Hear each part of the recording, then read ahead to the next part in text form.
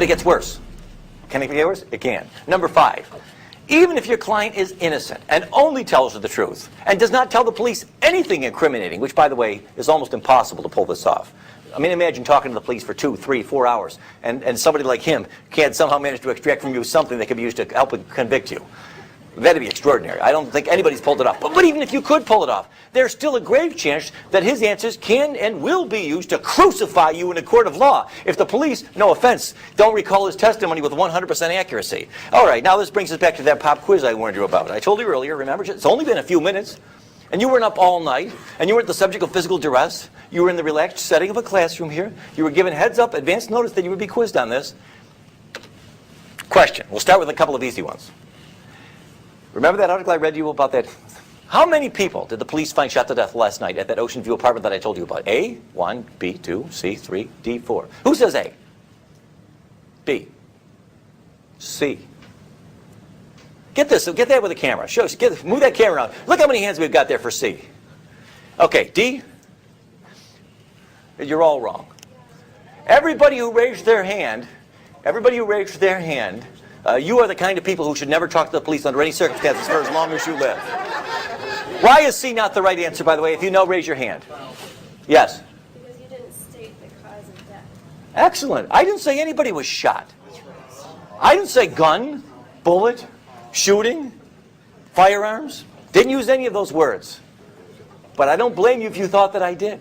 This is the way the human mind works. We hear things, we fill in details. I said gangland-style slaying. That may or may not imply something, but it doesn't mean that anybody was shot. And that's the problem. You see, even if your client is innocent and only tells the truth and doesn't tell them anything incriminating, and his statement is videotaped, his answers can be used to crucify him. You might say, wait, how can that happen? I insisted, at my insistence, I called the police and I said, look, if you want to talk to my client, you can talk to him, but only if you videotape the whole thing. I don't want there to be any debate between the two of you over what happened. Okay, we'll videotape the whole thing. If the police don't recall their questions with 100% accuracy, he'll be convicted on that statement alone. For example, suppose a man goes to the police, they say, we're investigating a possible murder, a shooting. And the guy says, quote, I don't know who killed Jones, Officer Brook, with all due respect. It wasn't me. I've never touched or fired a gun in my life. How can that help incriminate this man? How could that possibly be used against this man to help convict him? You would think it's inconceivable. But it's as easy as pie. All the officer has to do is read this statement to the jury, and then the prosecutor says, Officer Brook, was there anything about that statement that confused you or surprised you? Yes, there was, he says in a moment of sinister, high drama in the courtroom. And what was that? And then Officer Brook turns to the jurors and he says, I never said anything about a shooting. I said we were investigating a murder. He was the one who brought up a gun. Then you turn to your client says, that's not true, that's not true. I remember he was the one, or one of the cops, I was with them for 3 hours, one of them in the car said something about, they said they had a witness that I was the shooter. Okay, I'll put you on the stand. And then your client testifies, no, they did tell me shooting. They mentioned it before I said anything about a gun. They brought it up first. And then the police said, that's not true. And now what, it's your word against theirs? For what? You're gambling with your client's life. And police officers can very easily make a mistake like that, just as so many of you did just a few minutes ago, about whether you recalled having heard me say something about somebody actually being shot. Police make mistakes, innocently, inadvertently, unintentionally. Any statement, no matter how exculpatory it may seem on its face, can be used to crucify you all by itself if the police are either willing to lie, not likely, or if they just have an innocent misrecollection of the details as to what they did and did not tell you before you told them what you said. All of these, by the way, all of these problems disappear if you take Justice Jackson's advice and say, thank you very much, officer, but no thanks. How about this one? Here we go. Now, here's the most surprising of all. I've saved the most surprising one for last. Let's suppose you've got the following scenario. Your client's thinking about talking to the police. He acts like, he says, I've got nothing to hide. They think that I killed somebody in Virginia Beach last night. Well, this is what your client tells you in confidence. I don't know who robbed that store. It wasn't me. In fact, I've got a pretty good alibi. I wasn't even in Virginia Beach that night, last night. I was 4 hours away visiting my mother in the Outer Banks. Unfortunately, no, I did not pay for gas with a credit card. I used cash, and so I've got no witnesses that can prove I was there except my word, and of course Mama, for what that's worth, which is nothing. So your client says, so the police want to talk to me and I want to seem cooperative, so what I'll do is I'll tell them that I was in the Outer Banks last night. Now, there's nothing on its face incriminating about any of that. Let's assume, by the way, that you believe with all your doubt, you've given your client a polygraph exam. You've known him for years, you've been going to the same Bible study for 30 years. You know beyond a shadow of a doubt that he's telling you the truth. And he's not admitting anything. He's not admitting motive, he's not admitting opportunity, he's not admitting that he was there.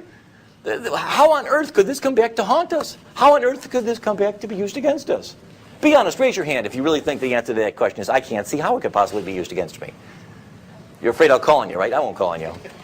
Well, you're wrong, you're dead wrong, you're always wrong. Everything you say, every time you talk to the police, you will regret it. You see, the problem is, here it is, this is the last point. I think it's almost, even if your client is innocent and only tells the truth and doesn't tell the police anything incriminating, and the entire interview, questions and answers are videotaped, even his truthful answers can be helped to crucify even an innocent man if the police, through no fault of theirs, end up in the possession of any evidence, even mistaken and unreliable evidence, that anything your client told them was false, even if in fact it was true. Again, going back to this example from a moment ago. Let's suppose I go ahead and I meet with the police. I think I got nothing to hide. I tell them I was in the Outer Banks last night, officer. How can that be used to convict me? By itself, it cannot. It cannot help at all by itself. But what if I later find out, to my horror, after I put my cards on the table, that they've got a witness, a girl that I went to high school with, an unimpeachable witness. We've never been enemies. She'd have no reason to lie. She swears she thinks she saw me in Virginia Beach last night, a couple of blocks away from that store, about an hour before it was robbed. Now, her testimony by itself isn't going to help the prosecutor. Hell, if she's all they've got, I'll get this case thrown out before trial. But if, like an idiot, I talked to the police and I told them the truth, I told them I was in the Outer Banks, and now, lo and behold, tragically, it turns out they've got a witness, a false, mistaken, confused, but sincere and credible witness who could testify that I was here in Virginia Beach. Now they're likely to get a conviction. Because what they'll do, I've just turned this cop and this woman into the government star witnesses. They'll put Officer Brooke on to testify about how my client lied to him about being in the Outer Banks. And then they'll put on this girl who otherwise would have not even helped with their case at all, who will testify, no, that's not true. That was a lie. I saw Mr. Duane's client here in Virginia an hour before the robbery, not so far from the store. By herself, she would not have helped the government in any significant way. But what I have just done, you see, is given them the other part of the puzzle. And now I'm doomed. Just ask them. I close with this example. Here we have a couple of recent celebrity examples of why it is that even people who admit nothing always end up denying it. They always end up regretting it. On the left, we have Martha Stewart. She was the subject of an extensive government investigation that was looking into the possibility that she was guilty of violations of certain federal laws, securities laws, fraud kinds of things. They couldn't pin that on her, but they were able to get a conviction because she denied it. Talking to the police and later to some of the shareholders, she said, no, it's not true. I was not guilty. So they charged her with lying to federal investigators, and they got a conviction, and she was sentenced to 5 months in prison. Marion Jones on the right side, another person who would still be out today if she had always taken the advice that I'm giving you now. She was asked if she had ever used steroids, a controlled substance. And instead of taking the fifth, she said, no, I never took steroids when I won those Olympic gold medals. Later on, it turned out that she was lying. She worked out a deal. She pled guilty. She admitted that she was lying. And she, over her strenuous, tear-filled objection, even though she has 2 young children, was just recently sentenced to prison for 6 months. The guy who sold her the steroids, the pusher, he got only 4 months. But she got 6 months because she lied to the police and said that she did not do it. You see the problem. Michael Vick, who recently pled guilty, as you know, to these charges with respect to the operation of this dog combat sort of operation at his home. At sentencing, like many other criminal defendants, even though he eventually pled guilty at sentencing, one of the reasons his sentence was a little harder than it might have otherwise been, the judge said, was because when he initially met with the police, he lied to them and said, I didn't do anything. I didn't do it. I don't know what you're talking about. Even guilty people, but not only guilty people, will always end up regretting talking to the police. So my advice to you, Justice Jackson was right. Any sane, competent lawyer in his right mind will always tell every client under all circumstances, I don't care if you're innocent. I don't care if it's the truth. If it's the truth, great. We'll tell the jury all about it. There'll be time enough to put our cards on the table. But before we get there, I haven't seen yet what the police got. They may have mistaken and confused witnesses who will contradict even the truthful stuff that you say. We have no way to know, no way to predict whether the information that you give them, even if truthful and reliable, will end up unwittingly dispelling our demise. So keep your mouth shut.